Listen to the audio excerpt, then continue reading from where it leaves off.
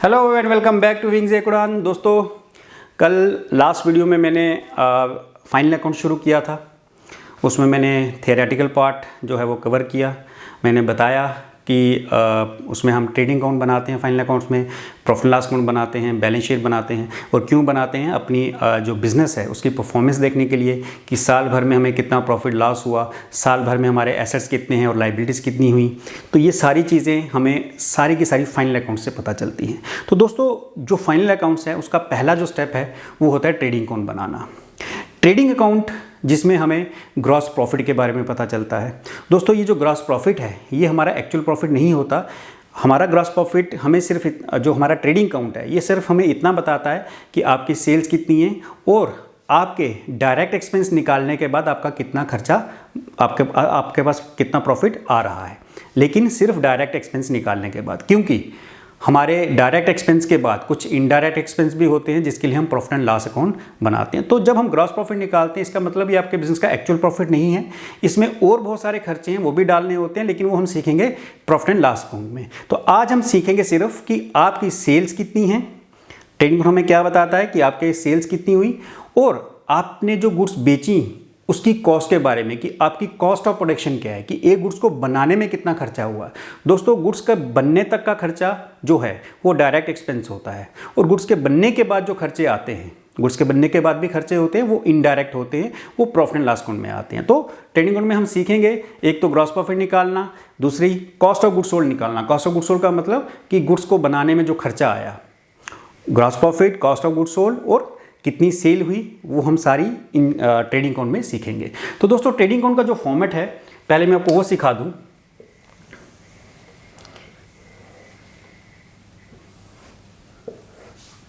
तो ये आपकी डेबिट साइड आ गई लेफ्ट साइड, राइट साइड आ गई क्रेडिट। यहां पे पर्टिकुलर और अमाउंट, पर्टिकुलर और अमाउंट। तो दोस्तों, जैसे आपको पता होगा कि डेबिट साइड में मैंने पहले भी बताया कि हम अपने एक्सपेंसेस रिकॉर्ड करते हैं, क्रेडिट साइड्स में हम अपनी इनकम रिकॉर्ड करते हैं। तो उसी बेसिक्स पे ये भी बनेगा। तो चलिए दोस्तों, सबसे पहले हम लेंगे, इसमें सबसे पहली जो फिगर आती है वो आती है ओपनिंग स्टॉक। अब दोस्तों, ओपनिंग स्टॉक किसे कहते हैं? ओपनिंग स्टॉक यानी वो स्टॉक जो हमारे पास पहले से पड़ा हुआ है। पहले से पड़ा हुआ मतलब सपोज करो कि आपका साल शुरू हो रहा है 1 अप्रैल से। अब 1 अप्रैल को जब हमने साल शुरू किया तो जो पुराना स्टॉक हमारे पास पड़ा यानी 31 मार्च का, यानी 1 अप्रैल से एक दिन पहले का, पिछले साल का जो स्टॉक है, तो पिछले साल का जो क्लोजिंग स्टॉक है वो इस साल का ओपनिंग स्टॉक होगा। तो ये वो स्टॉक है जो हमारे पास पहले से पड़ा हुआ है। उसकी जो भी वैल्यू आपने, यहाँ मैं क्रॉस लगा रहा हूँ, यहाँ लिख देनी है। मैं आगे उसको लिख के भी बताऊंगा कि कैसे आपको करना है। अभी आप सिर्फ फॉर्मेट पे कंसंट्रेट करो। तो ओपनिंग स्टॉक आ गया। उसके बाद दोस्तों ऐसा होता है कि हम साल के दौरान कुछ गुड्स खरीदते भी हैं। ओपनिंग स्टॉक हमारे पास कम है, हमने साल के दौरान और गुड्स खरीदी कस्टमर को बेचने के लिए, उसको हम बोलेंगे परचेजेस। और इसमें से दोस्तों, इन परचेज में से माइनस कर देना आपको परचेज रिटर्न। परचेज रिटर्न किसे कहते हैं दोस्तों? बताया हुआ है पहले भी, फिर भी सुन लो कि हमने गुड्स खरीदी, अब उनमें से कुछ गुड्स हमने वापस कर दी बिकॉज ऑफ सम रीज़न, तो उसको कहते हैं परचेज रिटर्न। तो मान लो मैंने 10,000 की गुड्स खरीदी थी, 1,000 की फिर वापस कर दी सेलर को, क्योंकि इन्फीरियर क्वालिटी की हैं या कोई भी रीज़न रहा हो। तो जितनी भी गुड्स रिटर्न की वो माइनस हो जाएगी। सपोज करो 1,000 की माइनस कर दी, तो 10 में से 1 माइनस कर दी, मेरे पास नेट परचेज आ जाएंगी 9,000 की। उसके बाद दोस्तों आपने लेने हैं जितने भी डायरेक्ट एक्सपेंस हैं। अब इसी के ऊपर मैं आपको बता रहा हूँ, मैंने कहा था कि मैं बताऊंगा बाद में। दोस्तों, 2 तरह के एक्सपेंस होते हैं, डायरेक्ट और इनडायरेक्ट। क्या फ़र्क है दोनों में? डायरेक्ट एक्सपेंस दोस्तों वो होते हैं जो किसी प्रोडक्ट को बनाने में हमारी हेल्प करते हैं, या आप ये कह सकते हैं कि प्रोडक्ट के बनने तक के एक्सपेंस डायरेक्ट हैं। फॉर एग्जांपल दोस्तों, मैंने रॉ मटेरियल खरीदा, उसको फैक्ट्री में लेके आया, फिर मैंने उसमें उसका प्रोडक्ट बनाया। तो जब प्रोडक्ट बन के तैयार हो गया तो वहाँ तक के जो खर्चे आए वो डायरेक्ट हैं, और प्रोडक्ट बनने के बाद भी खर्चे होते हैं, बहुत सारे खर्चे होते हैं, वो उनको बोलते हैं इनडायरेक्ट एक्सपेंस, क्योंकि वो प्रोडक्ट के बनने के बाद के हैं। फॉर एग्जाम्पल, हमने प्रोडक्ट को बेचने के लिए एक ऐड कर दी, या हमने कैरिज आउटवर्ड दे दिया। कैरिज आउटवर्ड का मतलब 2 होते हैं, कैरिज इनवर्ड और आउटवर्ड। तो वो अभी आपको बताऊंगा। इनवर्ड का, कैरेज इनवर्ड का मतलब हो गया कि रॉ मटेरियल को फैक्ट्री तक पहुंचाना, और कैरेज आउटवर्ड का मतलब हो गया कि जब प्रोडक्ट बन के तैयार हो गया उसको मार्केट में डिस्ट्रीब्यूट करने के लिए पहुंचाना। तो प्रोडक्ट जब बन गया तो ये उसके बाद का खर्चा है कैरेज आउटवर्ड, तो ये इनडायरेक्ट एक्सपेंस है। तो इन शॉर्ट डायरेक्ट एक्सपेंस वो हो गए जो किसी प्रोडक्ट को बनाने में हमारी हेल्प करते हैं, या किसी प्रोडक्ट के बनने तक के, रॉ मटेरियल की परचेज से लेके उसके बनने तक के एक्सपेंस जो होते हैं वो डायरेक्ट होती हैं। अब उनमें कौन कौन से आते हैं उसकी डिटेल लिखवा रहा हूँ। सबसे पहले दोस्तों उसके अंदर आगे, इसी के अंदर नीचे लिखेंगे वेजिस। वेजिस कौन क्या होती हैं दोस्तों?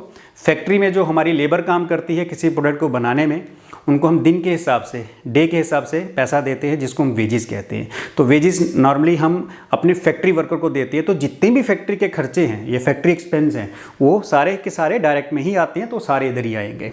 ठीक है दोस्तों, तो वेजिस आ गई। उसके बाद कैरेज इनवर्ड, इसको हम फ्रेट इनवर्ड भी कहते हैं, इसलिए मैं दोनों लिख रहा हूं कि नाम से कंफ्यूज नहीं हो जाना।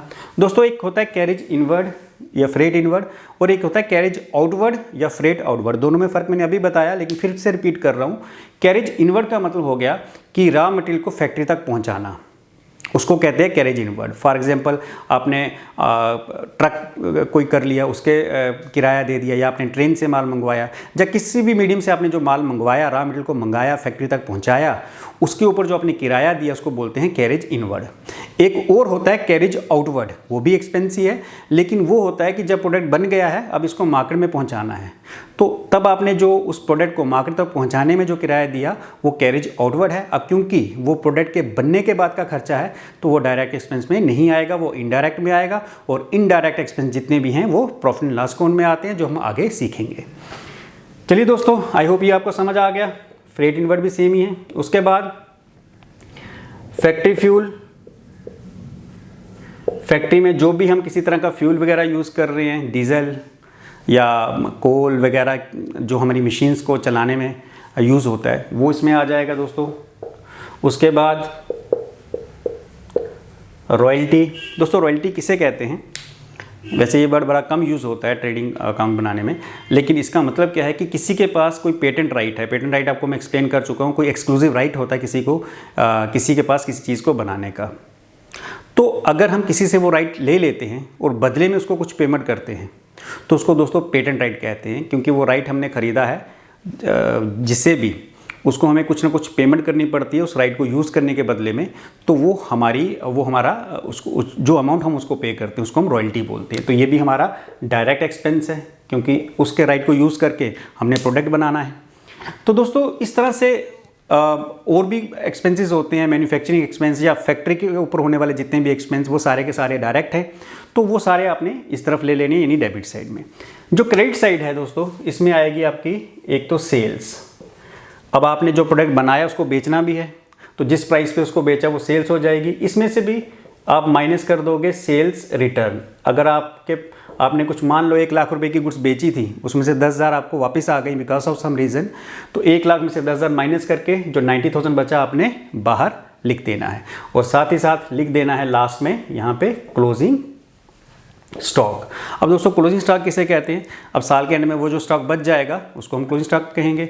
हमने जितना भी स्टॉक बनाया, हमने जितना भी स्टॉक खरीदा, या जितनी भी मैन्युफैक्चरिंग की, साल में पूरा तो नहीं बिकता, कई बार बच भी जाता है। तो जो स्टॉक हमारे पास बच गया, अनसोल्ड है, साल के एंड में, उसको हम बोलते हैं क्लोजिंग स्टॉक। तो दोस्तों फिर हमें ग्रॉस प्रॉफिट या लॉस कैसे निकालना है? अगर आपकी ये साइड बड़ी है, ये इनकम वाली साइड है, मैंने बताया था, तो जो भी ये टोटल होगा उसमें से जितने भी यहाँ से लेके ओपनिंग स्टॉक से लेके जितने भी यहाँ तक खर्चे हैं, एक्सपेंसेस हैं, टोटल कर लो।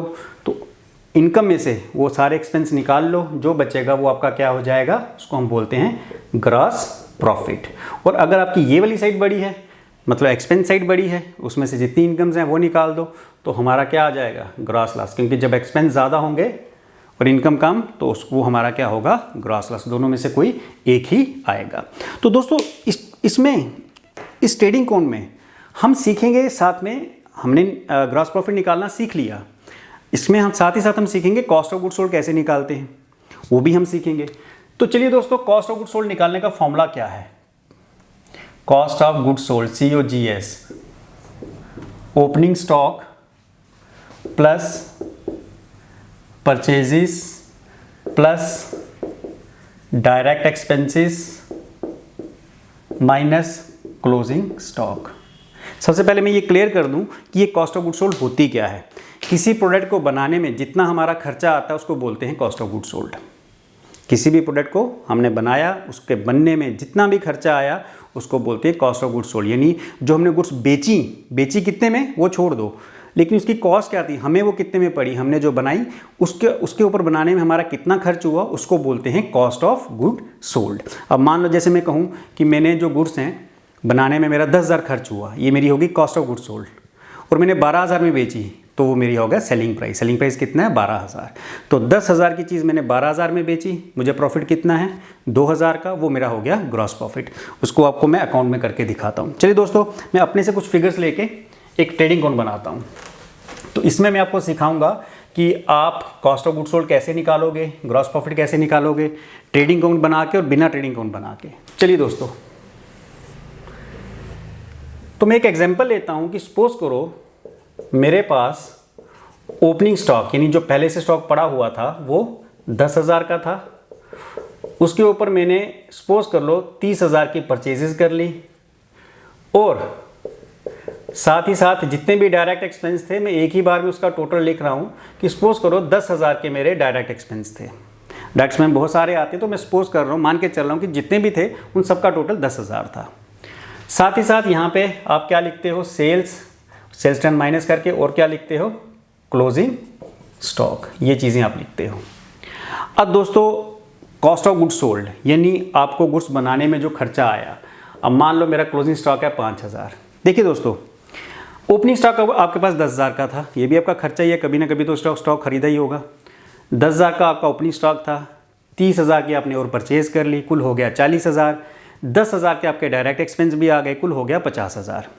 यानी टोटल आपने साल में 50,000 की गुड्स बनाई और 5,000 की आपके पास अभी बची हुई हैं। अगर आपने टोटल स्टॉक 50,000 का था और 5,000 का बचा हुआ है, इसका मतलब आपकी कॉस्ट कितनी है 45,000, क्योंकि 5,000 का स्टॉक अभी हमारे पास पड़ा हुआ है। इसका मतलब ये हुआ दोस्तों कि अगर हमारे पास 50,000 का टोटल स्टॉक था, उसमें से 5,000 का बच गया हुआ है, क्लोजिंग स्टॉक है, इसका मतलब हमने गुड्स जो बेची उसकी कॉस्ट क्या थी 45,000। वो हमारा सेलिंग प्राइस नहीं है, वो हमारी कॉस्ट है। तो आप देखो कि कॉस्ट कैसे निकली। कॉस्ट ऑफ ओपनिंग स्टॉक हमारा कितना है 10,000, प्लस परचेज हमारी कितनी है 30,000, प्लस डायरेक्ट एक्सपेंस हमारे कितने हैं 10,000, माइनस क्लोजिंग स्टॉक कितना है 5,000। तो 10 और 30 40 और 10 50, 50 में से माइनस किया 5, 45,000। यानी आपने जो गुड्स बेची आपने कितने में डजंट मैटर, लेकिन जो गुड्स बेची उसकी कॉस्ट क्या थी, यानी हमें कितने में पड़ी 45,000 में। तो कोई भी चीज़ जो मुझे 45,000 में पड़ी है, अगर मान लो उसको मैं 50,000 में बेचता हूँ तो मुझे प्रॉफिट कितना हो रहा है दोस्तों 5,000 का, है कि नहीं। मेरे लिए कॉस्ट 45,000 है, लेकिन मैंने कितने की बेची 50,000 की, तो प्रॉफिट कितना है 5,000। वो जो प्रॉफिट है मेरा ग्रॉस प्रॉफिट होगा। तो देखो, अगर मान लो मुझे ग्रॉस प्रॉफिट निकालना है तो कैसे निकाला मैंने, 45,000 की चीज़ मैंने कितने में बेची 50,000 में, यानी सेलिंग प्राइस मेरा जो है एसपी मतलब selling price minus cost of goods sold.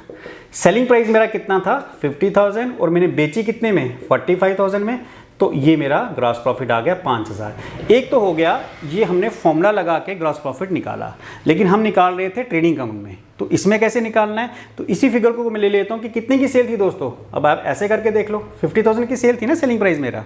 अब आप देखो, मैंने कहा था जो साइड बड़ी है उसका टोटल पहले करना है। ये साइड बड़ी है 55,000 है, कर लिया मैंने टोटल। अब इस 55 में से ये कितना है 30 10 40 10 50, 50,000 है। 55 में से 50,000 निकाला तो मेरा ग्रॉस प्रॉफिट कैसे आ गया 5,000। कितना आ गया 5,000। और देखो ये हो गया आपने ट्रेडिंग और बना के ग्रॉस प्रॉफिट निकाला, ये हो गया आपने फॉर्मूला लगा के ग्रॉस प्रॉफिट कैसे निकाला, selling price minus cost of goods sold. तो दोस्तों इसमें जो MCQs हैं वो आपको आ सकता है, आपको कहेंगे कॉस्ट ऑफ गुड्स सोल्ड निकालो और आपको opening stock, purchase, direct expense और क्लोजिंग स्टॉक की फिगर्स दे देंगे। और 4 ऑप्शन दे देंगे, उसमें से एक करेक्ट होगा तो आपने फॉर्मूला लगाना है और वो आपने निकाल लेना है। या फिर आपको ग्रॉस प्रॉफिट पूछ सकते हैं कि ग्रॉस प्रॉफिट कितना है, कुछ फिगर्स दे देंगे और 4 आंसर दे देंगे, आपको कहेंगे ग्रॉस प्रॉफिट निकालो। तो आप चाहे तो ट्रेडिंग अकाउंट बना के कर लो, शॉर्टकट करना है तो selling price minus cost of goods sold लगा लो। दोनों में से कोई भी फॉर्मूला लगाओगे आंसर आपका एक ही आने वाला है। तो इसमें से बहुत सारे आपके एमसीक्यूज बन सकते हैं, ग्रॉस प्रॉफिट निकालो, कॉस्ट ऑफ गुड्स सोल्ड निकालो, इवन क्लोजिंग स्टॉक निकालो, ये भी आ सकता है। तो क्लोजिंग स्टॉक कैसे निकालना है दोस्तों, मान लो ये सारी चीज़ें दी हैं, 10,000, 30,000 डायरेक्ट एक्सपेंस पे, ग्रॉस प्रॉफिट भी पहले से दिया हुआ है हमें, ये में पहले से गिवन है, फिगर्स में गिवन है, और हमें सेल्स भी दी है। तो अल्टीमेटली जब आपके पास ग्रॉस प्रॉफिट है, सेल है, तो लास्ट में क्या बचेगा, क्लोजिंग स्टॉक। अगर ये साइड बड़ी है, ये भी है, तो आंसर आपका यहाँ आएगा ना, तो वो आंसर क्या होगा आपका, यानी वो स्टॉक जो आपके पास बच गया। तो ऐसा नहीं है कि ट्रेडिंग अकाउंट से आप सिर्फ ग्रॉस प्रॉफिट निकाल सकते हो, आप कोई भी चीज़ निकाल सकते हो, बाकी सारी चीज़ें गिवन है, जो चीज़ नहीं दी है आप वो भी कैलकुलेट कर सकते हो फॉर्मूला लगा के, या पूरा ट्रेडिंग अकाउंट बना के भी कैलकुलेट कर सकते हो। तो इसमें बहुत सारे आपके एमसीक्यूज बन जाएंगे। तो बहुत इंपॉर्टेंट चैप्टर है दोस्तों, आई होप आपको ये समझ आ गया। तो जैसे मैंने कहा था कि जो ग्रॉस प्रॉफिट है ये हमारा एक्चुअल नहीं है, ये तो हमें सिर्फ बताता है कि जो हमने सेल की उसमें से जो गुड्स के बनने में खर्चा आया उसको माइनस करके हमारा जो प्रॉफिट निकला ग्रॉस प्रॉफिट उसको बताता है। एक्चुअल में हमें देखना होता है किसी बिजनेस के लिए, अगर एक्चुअल प्रॉफिट क्या है वो होता है नेट प्रॉफिट। वो कैसे देखेंगे, जितना भी ग्रॉस प्रॉफिट आपके पास आ चुका है 5,000, इसके बाद जो बाकी खर्चे बचे हैं, जैसे मैंने कहा था इनडायरेक्ट एक्सपेंस, क्योंकि मैंने कहा था प्रोडक्ट के बनने के बाद भी खर्चे आते हैं, लेकिन वो सारे के सारे इनडायरेक्ट एक्सपेंस कहाँ आते हैं, प्रॉफिट एंड लॉस अकाउंट में। अभी तो हम पढ़ रहे हैं सिर्फ ट्रेडिंग अकाउंट के बारे में। तो ट्रेडिंग अकाउंट में हमने सिर्फ और सिर्फ सीखा कि कैसे हम ग्रॉस प्रॉफिट निकाल सकते हैं अकाउंट बना के, कैसे हम कॉस्ट ऑफ गुड्स सोल्ड निकाल सकते हैं फॉर्मूला लगा के, कैसे हम क्लोजिंग स्टॉक भी निकाल सकते हैं। तो ये सारी चीज़ें हम एक सिंपल एक ट्रेडिंग अकाउंट बना के भी कैलकुलेट कर सकते हैं। तो दोस्तों आई होप आपको ये समझ आया। नेक्स्ट वीडियो में हम इसके ऊपर कुछ क्वेश्चंस भी करेंगे, क्योंकि मैंने कहा प्रैक्टिकल बहुत इंपॉर्टेंट है, क्योंकि आपके एमसीक्यूज़ के जो क्वेश्चंस हैं वो आपके प्रैक्टिकल क्वेश्चन के ऊपर ही बेस्ड होंगे। तो आपको प्रैक्टिकल आता होगा तो आप उसको कर पाओगे। आपको ट्रेडिंग अकाउंट बनाना नहीं पूछेंगे, लेकिन फिगर्स दे देंगे, आपको पूछेंगे ग्रॉस प्रॉफिट निकालो, आपको ट्रेडिंग अकाउंट नहीं बनाना, कैलकुलेट करना है रफली कैलकुलेट करके, लेकिन वो कैलकुलेशन तब आएगी जब आपको ये पूरा ट्रेडिंग अकाउंट का फॉर्मेट आता होगा। तो कोई कमेंट है, कोई क्वेरीज है कमेंट सेक्शन में डालिए, और साथ ही साथ फॉलो करिए मुझे इंस्टाग्राम पे, फेसबुक पे, और मेरा व्हाट्सएप नंबर भी आपको वहीं पे मिल जाएगा डिस्क्रिप्शन में। तो आप कोई भी क्वेरीज तो आप उसी में डालोगे कमेंट सेक्शन में। इसके अलावा कोई अगर आपको कुछ और पूछना है वो आप मुझे व्हाट्सएप मैसेज कर सकते हो। थैंक यू दोस्तों, थैंक यू वेरी मच।